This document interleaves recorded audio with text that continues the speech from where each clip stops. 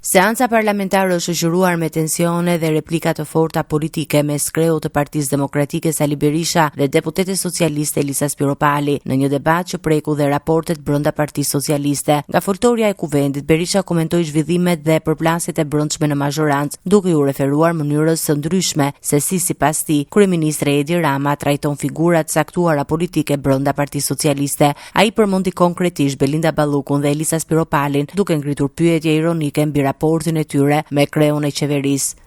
Dhe ju që po më shifni atje do të bëj një pyetje këtu. Si ka mundësi që ajo e quhen pallosh i gjatë dhe ai bën gjithçka për ta mbrojtur, kurse ti e quhen Skënderbeg dhe të flak. Cila është arsyeja?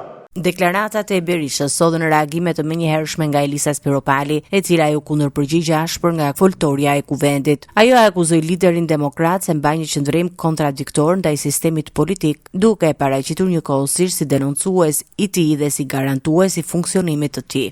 Sali je i pabesueshëm sepse njëkohësisht je edhe denoncuesi më i madh edhe garantuesi më i madh i sistemit. Kështu që kur të çlirosh sistemin, kur të çlirosh partinë, kur të çlirosh opozitën, mund të flasim këtu dhe ndoshta terma doktor do të ngjisin më shumë. Po sot për sot kontradikta e thellë të qenurit edhe denoncues, edhe garantues nuk ta jep të drejtën të flasësh dhe i jep qytetarëve të drejtën të mos të besojnë. Debati mes palëve pasqyroi edhe një herë klimën e tensionuar politike në kuvend, ku akuzat personale dhe përplasjet verbale vijojnë të dominojnë diskutimet parlamentare.